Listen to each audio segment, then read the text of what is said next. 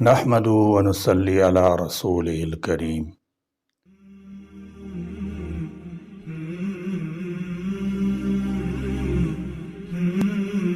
رمضان کریم رحمت و مغفرت کا مقدس مہینہ اور نیکیوں کا موسم بہار ہے۔ اس کے شب و روز انتہائی بابرکت اور اہل ایمان کے لیے اللہ تبارک و تعالیٰ کا عظیم انعام ہے۔ اس ماہ مبارک کا پہلا عشرہ رحمت، دوسرا مغفرت اور تیسرا جہنم سے نجات کا ہے۔ اسلام نے رہبانیت اختیار کرنے یا تارک دنیا ہونے کو پسند نہیں کیا، بلکہ دنیاوی امور کے ساتھ ساتھ دینی امور کو سر انجام دینے کا حکم دیا ہے۔ البتہ اس کا نعم البدل اعتکاف کی صورت میں عطا فرمایا ہے، جو کہ رمضان المبارک کے آخری عشرہ میں کیا جاتا ہے۔ اعتکاف مسنون و افضل و عبادت ہے، اس لیے حضور نبی کریم صلی اللہ تعالی علیہ وسلم ہر سال اعتکاف فرماتے تھے۔ ایک سال نہ کر سکے تو اگلے سال 20 دن کا اعتکاف کیا۔ حدیث میں آتا ہے، من اعتکف ایمانا و احتسابا غفر له ما تقدم من ذنبہ۔ جس نے اللہ تعالیٰ کی رضا کے لیے ایمان و اخلاص کے ساتھ اعتکاف کیا تو اس کے پچھلے گناہ معاف ہو جائیں گے۔ اس حدیث میں اعتکاف کرنے پر جن گناہوں کی معافی کا وعدہ کیا گیا ہے ان سے مراد گناہ صغیرہ ہیں، کیونکہ گناہ کبیرہ کی معافی کے لیے توبہ شرط ہے۔ اعتکاف کرنے والا جب مبارک ساعات میں خدا تعالیٰ جل شانہ کے حضور گڑ گڑاتا ہے، آہ و بکا کرتا ہے اور اپنے سابقہ گناہوں سے سچی توبہ کرتے ہوئے آئندہ نہ کرنے کا عزم کرتا ہے تو یقینی بات ہے اس کے کبیرہ گناہ بھی معاف ہو جاتے ہیں۔ اس صورت میں حضرت صلی اللہ تعالی علیہ وسلم کا ارشاد مبارک، گناہوں سے مراد کبیرہ بھی ہو سکتی ہیں جن کی معافی اعتکاف میں ہوتی ہے، لہذا معتکف کو چاہیے کہ توبہ استغفار کا ضرور اہتمام کیا کرے۔ ام المومنین سیدہ حضرت عائشہ صدیقہ رضی اللہ تعالی عنہا فرماتی ہیں کہ رسول اللہ صلی اللہ تعالی علیہ وسلم رمضان کے آخری عشرے میں اعتکاف فرمایا کرتے تھے اور فرمایا کرتے تھے کہ لیلۃ القدر کو رمضان کی آخری راتوں میں تلاش کیا کرو۔ اعتکاف سے مقصود لیلۃ القدر کو پانا ہے، جس کی فضیلت 1000 مہینوں سے زیادہ ہے۔ نیز اس حدیث میں لیلۃ القدر کو تلاش کرنے کے لیے آخری عشرہ کا اہتمام بتایا گیا ہے، جو دیگر احادیث کی روح سے اس عشرہ کی طاق راتیں 21، 23، 25، 27، 29۔ لہذا بہتر تو یہی ہے کہ اس آخری عشرہ کی ساری راتوں میں بیداری کا اہتمام کرنا چاہیے، ورنہ کم از کم ان طاق راتوں کو تو ضرور عبادت میں گزارنا چاہیے۔ اعتکاف کے بہت سارے دینی اور روحانی فوائد و ثمرات ہیں جو معتکف کو پورا سال نصیب ہوتے ہیں۔ اعتکاف کی لغوی شرعی تعریف، شرائط، فوائد، اقسام اور مقصد اعتکاف کی وضاحت کچھ اس طرح ہے۔ اعتکاف عربی زبان کا لفظ ہے جس کا لغوی معنی خود کو روک لینا، بند کر لینا، کسی کی طرف اس قدر توجہ کرنا کہ چہرہ بھی اس سے نہ ہٹے وغیرہ کے ہیں۔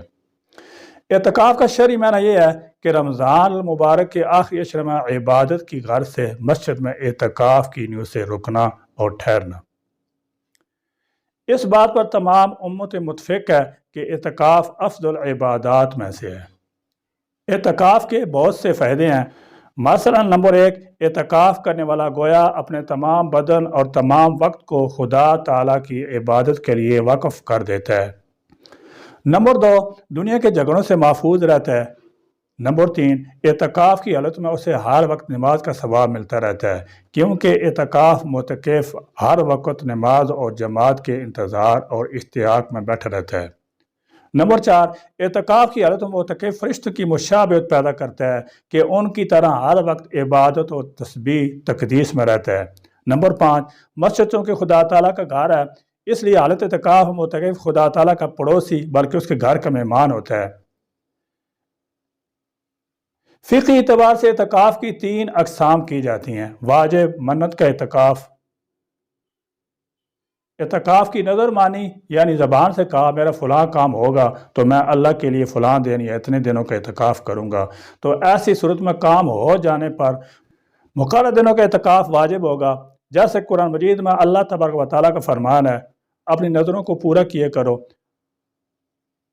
سیدنا عمر رضی اللہ تعالی عنہ سے مروی ہے کہ میں نے رسول اللہ صلی اللہ تعالی علیہ وسلم کی خدمت میں عرض کیا کہ میں نے نظر مانی تھی کہ ایک رات میں مسجد حرام میں اعتکاف کروں گا، تو آپ صلی اللہ تعالی علیہ وسلم نے فرمایا اپنی نظر پوری کرو۔ منت کے اعتکاف میں روزہ شرط ہے، یہاں تک کہ اگر 1 مہینے کے اعتکاف کی منت مانی ہے اور یہ کہا ہے کہ روزہ نہ رکھے گا، جب بھی روزہ رکھنا واجب ہے۔ اور اگر رات کے اعتکاف کی منت مانی تو یہ منت صحیح نہیں، کیونکہ رات میں روزہ نہیں ہو سکتا۔ اور اگر یوں کہا کہ 1 دن رات کا مجھ پر اعتکاف ہے تو منت صحیح ہے۔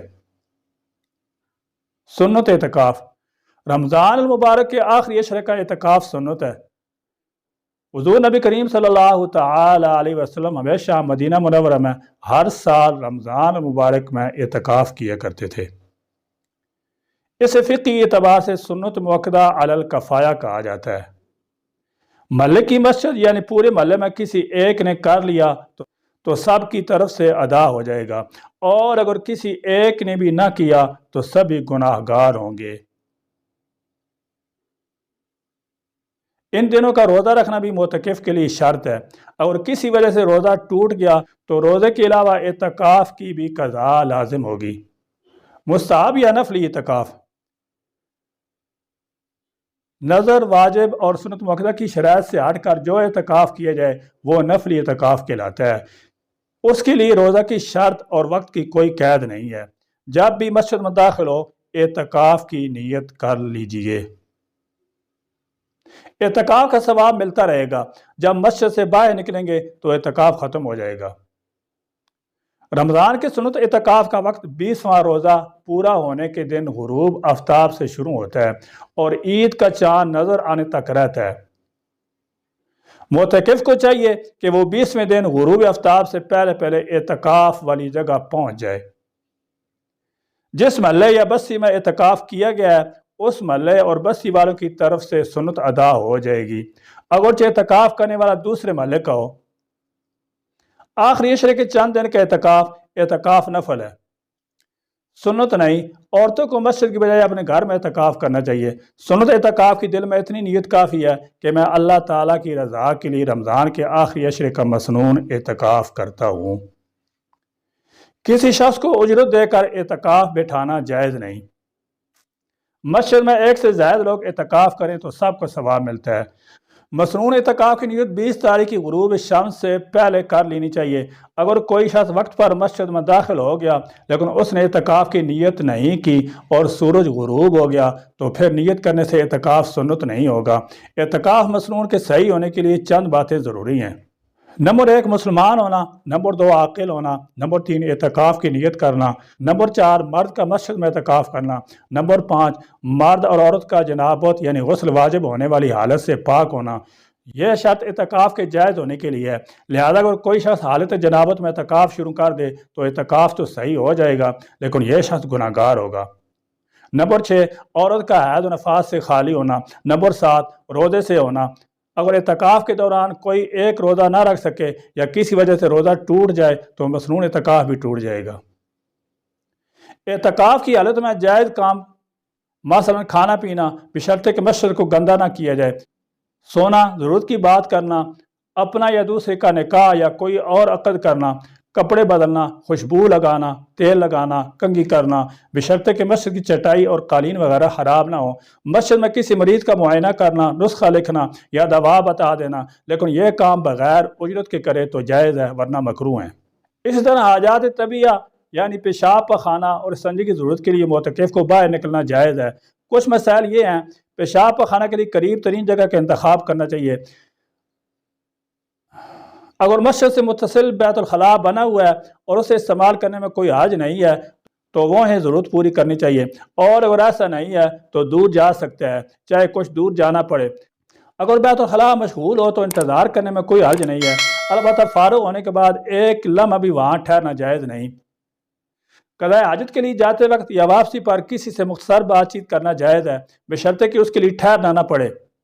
اعتکاف کو توڑنے والے امور یہ ہیں: نمبر 1، معتکف کا شرعی طبی عذر کے بغیر مسجد سے باہر نکلنا۔ شرعی عذر سے مراد غسل واجب یا وضو کے لیے مسجد سے نکلنا، اور طبی عذر سے مراد قضاء حاجت کے لیے مسجد سے نکلنا۔ نمبر 2، حالت اعتکاف میں مباشرت کرنا۔ نمبر 3، عورت اعتکاف میں ہو تو حیض و نفاس کے جاری ہو جانا۔ نمبر 4، اگر مسجد میں جمعہ نہیں ہوتا تو جمعہ پڑھنے کے لیے جامع مسجد یعنی دوسری مسجد میں جانا عذر شرعی ہے، اس کے لیے اذان جمعہ کے بعد نکلے۔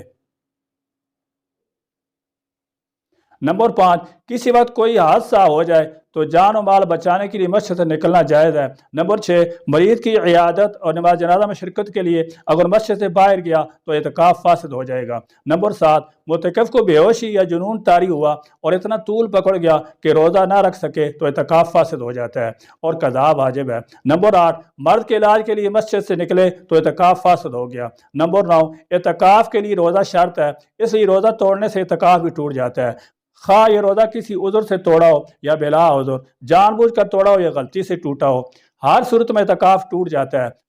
نمبر 10، اعتکاف واجب ہے، معتکف کو مسجد سے بغیر عذر کے نکلنا حرام ہے، اگر نکلا تو اعتکاف ٹوٹ جائے گا اگر جو بھول کر ہی نکلا ہو۔ نمبر 12، معتکف نے دن میں بھول کر کھا لیا تو اعتکاف فاسد نہ ہوا۔ نمبر 13، معتکف کے سوا کسی اور کو مسجد میں کھانے پینے اور سونے کی اجازت نہیں، اگر یہ کام کرنا چاہے تو اعتکاف کی نیت کر کے مسجد میں جائے اور نماز پڑھے یا ذکر الہی کرے، پھر یہ کام کر سکتا ہے۔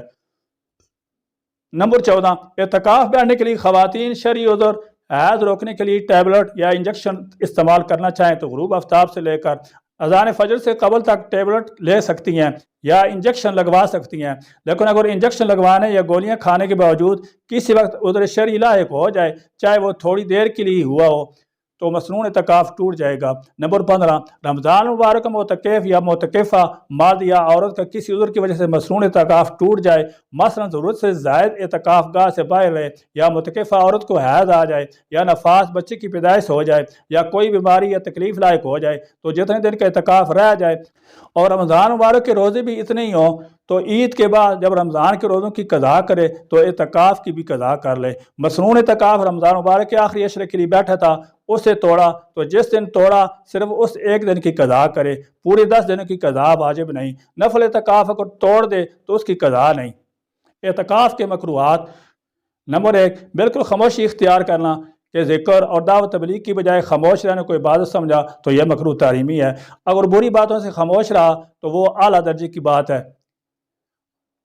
نمبر 2، مال و اسباب مسجد میں لا کر بغیر تجارت بیچنا یا خریدنا۔ نمبر 3، لڑائی جھگڑا یا بیہودہ باتیں کرنا۔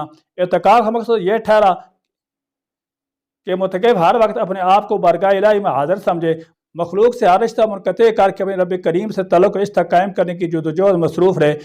نبی کریم صلی اللہ تعالی علیہ وسلم کی رمضان مبارک کے آخری عشرے کی عبادت، محنت اور جدوجہد کے متعلق امام بخاری لکھتے ہیں، ام المومنین سیدہ حضرت عائشہ صدیقہ رضی اللہ تعالی سے مروی ہے کہ جب رمضان مبارک کا آخری عشرہ شروع ہوتا تو آپ صلی اللہ تعالی علیہ وسلم اپنی کمر کس کر باندھ لیتے، تمام رات خود بھی بیدار رہ کر عبادت الہی مشغول رہتے اور اپنے گھر والوں کو بھی بیدار رکھتے۔ اللہ تبارک و تعالی ہمیں رمضان کی ان مبارک ساعات سے زیادہ استفادہ حاصل کرنے کی توفیق عطا فرمائے، آمین یا رب العالمین، وآخر دعوانا الحمدللہ رب العالمین۔